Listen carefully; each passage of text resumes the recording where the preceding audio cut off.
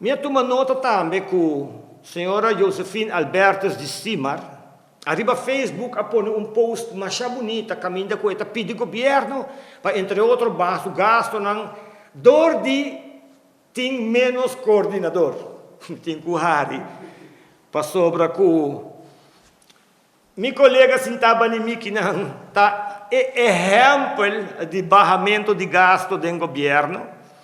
Exemplo de funcionar primeiro com 10 coordenadores, depois com 6 coordenadores, tem o ministério de mais grande, mientras que o senhor Michael Manta tem, segundo a cobertura, 117 coordenadores, está com ele em Canantur, que com ele está assim.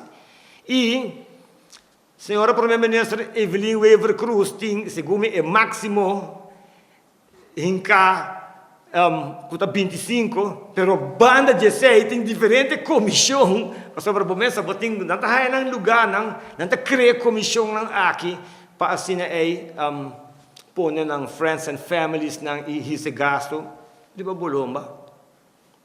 Assim na simple.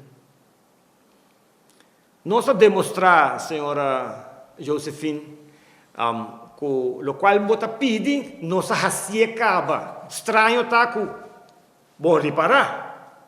Estranho, não? Não, vai reparar mais bom. Vai manifestar para fazerem de escola. Vai manifestar contra o mudamento para Beatrix School. Pero o que bom está manifestando, por isso eu também laguele para meu colega senhor Lampa atender. Nós está pedindo pueblo para abrir su uovo, abrir o uovo e reparar. Que está uma campanha mais grande de mentira a um lugar contra o Partido Rede Democrático. Partido Rede Democrático, que o bom sostém, está em cambio para o país aqui. Duna o país chance.